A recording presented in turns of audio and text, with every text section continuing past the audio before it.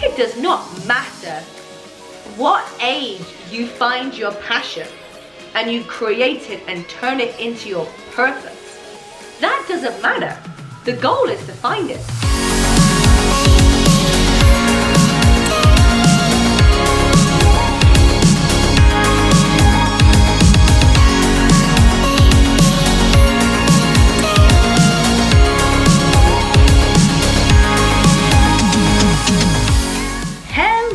Everybody, and welcome to It Takes Grit, finding your passion.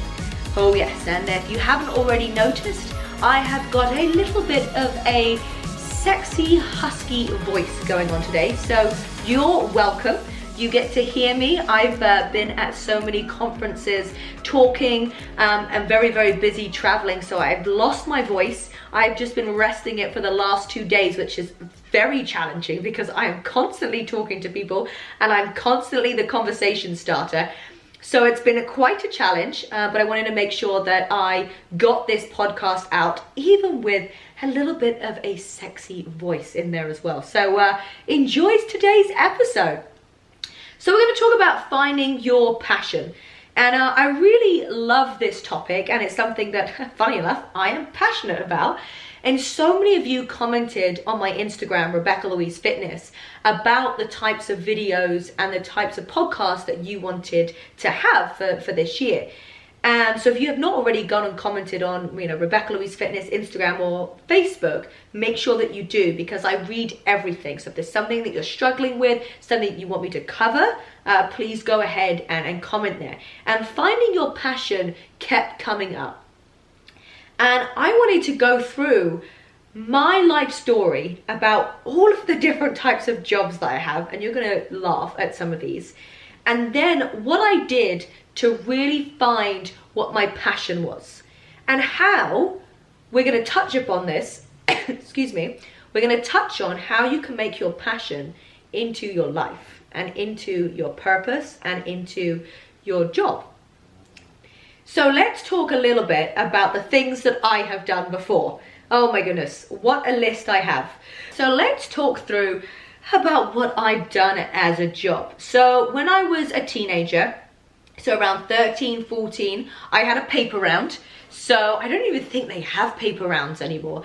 So basically you would get all of these different adverts and you'd have to put them into actual physical newspapers and you would go and deliver them at people's houses. I know it's crazy that that was actually a job, and now people just put adverts on Facebook or YouTube or whatever. But back in the day, they had people like me that hand delivered them.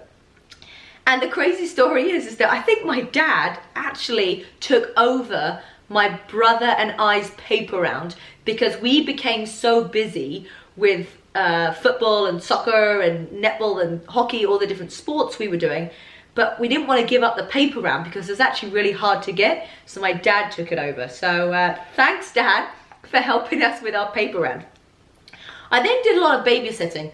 This was a great job for me because I was able to go around people's houses, look after their kids, and also do homework at the same time. So I loved doing that. Now, I was a waitress for about 3 weeks, but I wouldn't say it was like, it's hard to actually say if it was 3 weeks because it was just 3 Sundays that were over 3 weeks. So I'm not sure if you can actually count that. I don't know if you can count that. And I really didn't like it because my biggest fear in life is actually talking in another language. I'm a little bit dyslexic in English, and so pronouncing words in English is sometimes very daunting for me.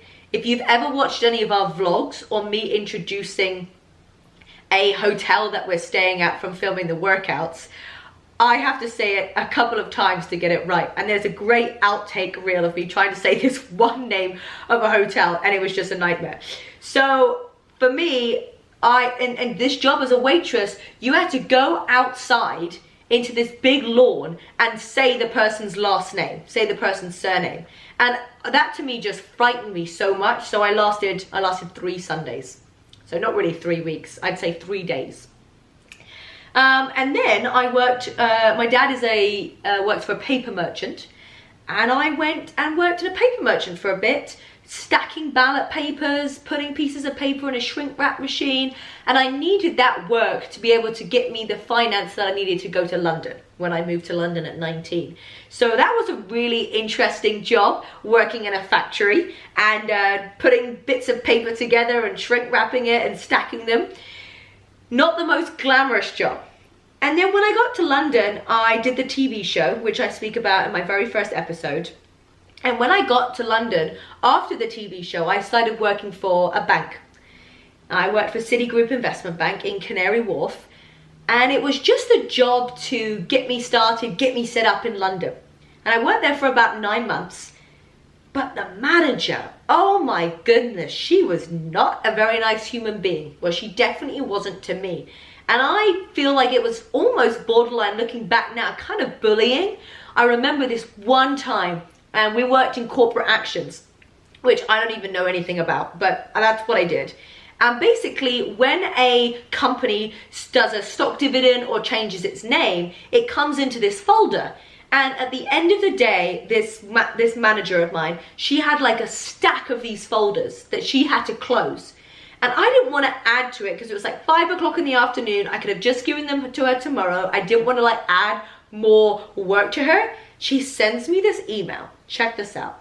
She sends me this email saying, can you actually pass me the files so I can actually close them? I'm like, wow. Bearing in mind, we worked like 4 feet away from each other. I was trying to be nice and it did not go down well. So worked there for a little bit. After I did there, I went and became a club promoter. I'd like you to look back at these things. Nothing is linking to anything to do with fitness right now, or nutrition, or motivation. I was waitressing, paper merchant, TV show, paper round, and now I'm a club promoter. Oh my goodness, probably the craziest job I've ever taken because of the environment that I was in, and I speak about that more in the change of environment. A lot of drugs, a lot of drinking, and so go and listen to that episode. It's pretty crazy. Then I was in a girl band. Oh yes. To be honest, if I could sing, I would love to be in a girl band. And I was in a couple of girl bands, but they used to mute my mic because I was terrible at singing. But I was a good dancer and I was kind of a good face of the band. But I was not a singer. So I had like a passion for it, but I wasn't good enough. And yes, I had singing lessons and I did all that, but it ultimately wasn't what I was like, oh, like, I love it. No, don't get me wrong. If I could be in a girl band and be on stage and sing, I would totally do it. But I didn't have the voice. And I tried to have lessons and I still didn't have the voice. I did so many jobs in London. I did promotions. I was the backing dancer for different DJs. I was doing modeling jobs. I tried for acting things. I was doing a bit of everything. I was working with advertising agencies. I worked with this one where I had to collect leads for a tradesman's directory. I mean, like, I've had so many different types of jobs. And then I decided that I would become a pilot. And again, this is more in my first episode about how exactly I came to the idea of becoming a pilot, which you would never guess how, but go and listen to that one. And so I get to America, I'm doing my pilot's license, I'm excited, I'm just going from step by step, getting my private pilots, my multi, my instrument, commercial. And then I thought, can I really see myself in an interview for this kind of job? And I couldn't see it. I couldn't see myself. Let me have a sip of water. I could not see myself doing it. I couldn't see myself in the interview. So if you're at school right now, or if you're at college, and you're like, I think I'm doing the right thing in my major, like, have a think about what it would feel like to be in that interview. And then I decided that, well, I think I knew deep down that it wasn't something I was going to do forever. It was just a challenge that I needed. And then I come to America and I start working on X-Hit. So X-Hit was the old fitness channel that I was on, that I grew to crazy subscribers. And at the same time, because they were paying me no money whatsoever, I was doing poker dealing. I was a scout for Playboy. I was never in Playboy. I never did any of that. But I would go up to Hollywood and go into the clubs and scout.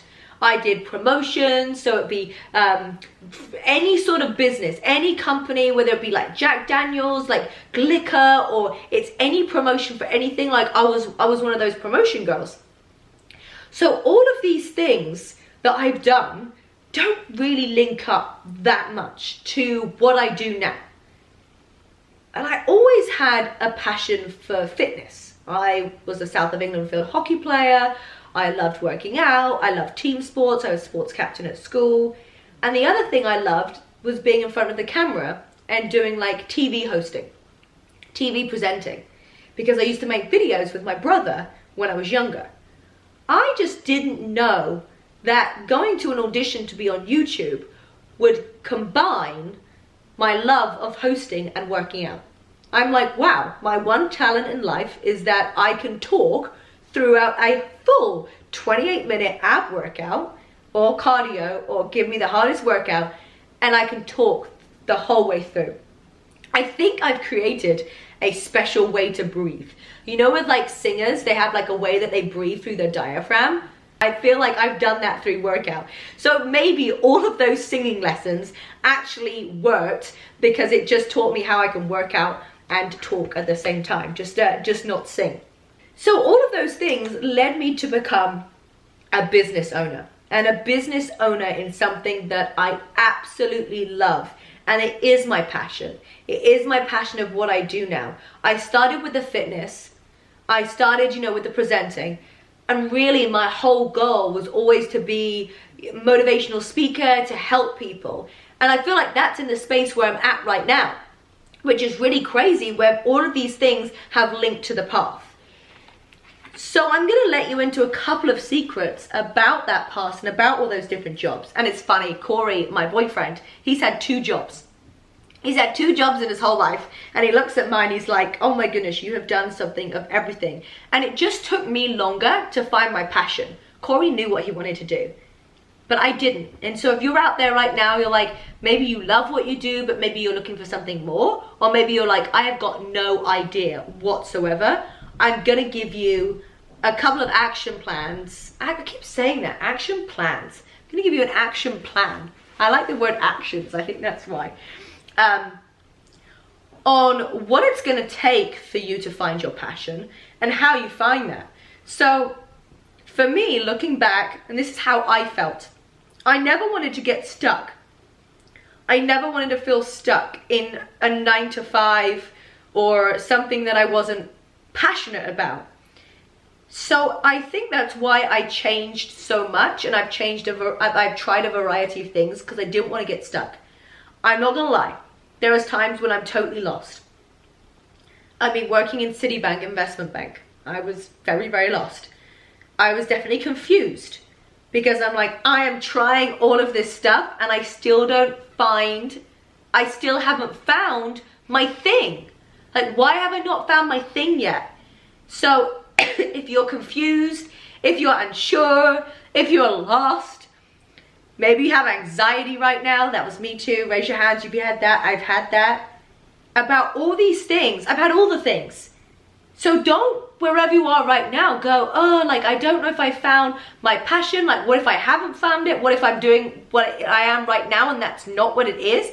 And by the way, it does not matter what age you find your passion and you create it and turn it into your purpose.